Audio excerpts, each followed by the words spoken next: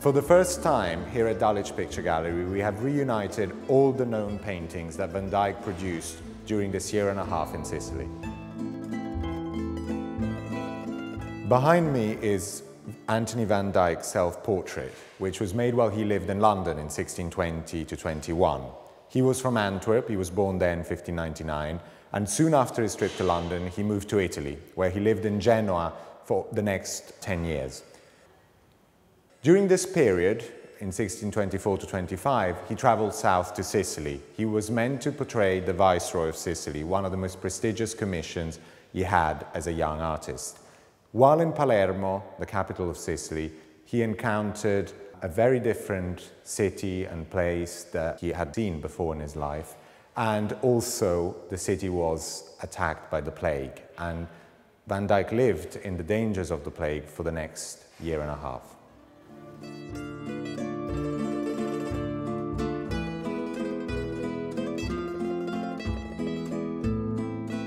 The main reason for Van Dyck's trip to Sicily was to portray the viceroy, Emanuele Filiberto of Savoy, who was the son of the Duke of Savoy in Turin and the grandson of the King of Spain.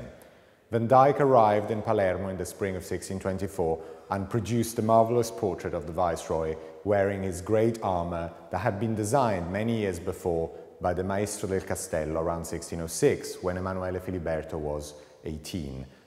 This is the first time in this country that the armour that Emanuele Filiberto wears in the painting and the painting by Van Dyck are seen next to each other, and you could see the actual object that is represented in the painting next to the painting.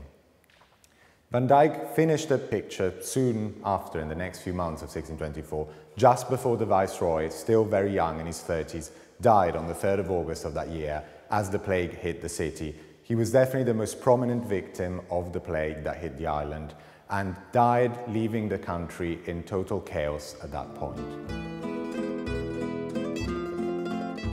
Van Dyck found in Palermo a network of friends and patrons, not only Flemish people, but also Genoese patrons. He had lived in Genoa the year before, and here in Palermo he found people like Desiderio Segno, who was a very wealthy Genoese merchant, active in the city.